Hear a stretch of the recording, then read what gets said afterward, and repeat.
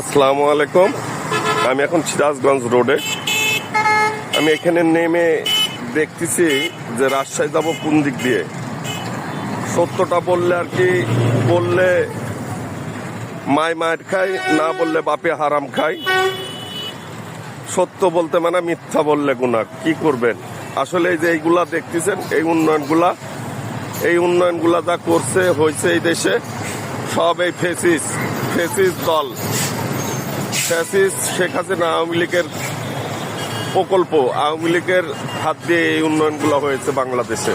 আরো হয়তো সেই ধারাবাহিকগুলা এই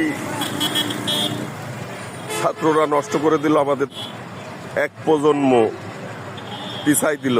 50 বছর পিছাই গেছে বাংলাদেশটা। আজকে উন্নয়নের ধারাটা অব্যাহত ছিল, সে ধারাটা 50 বছর মানে এক প্রজন্ম নষ্ট হয়ে গেছে। এক প্রজন্ম নষ্ট হয়ে গেছে। দেখেন চারিদিকে খালি উড়াল সেতুর ফ্লাইওভার খুঁটিগুলাই দেখা যাচ্ছে। এই প্রকল্পগুলা সব বাস্তবায়ন করার চেষ্টা করেছে এবং রূপ দিয়েছে এবং সবকিছু করেছে আমাদের ফ্যাসিস, বাংলাদেশের যে সরকার বর্তমানে ফ্যাসিস আওয়ামী লীগ, সেই আওয়ামী লীগ। সবাই ভালো থাকবেন। আল্লাহ হাফেজ।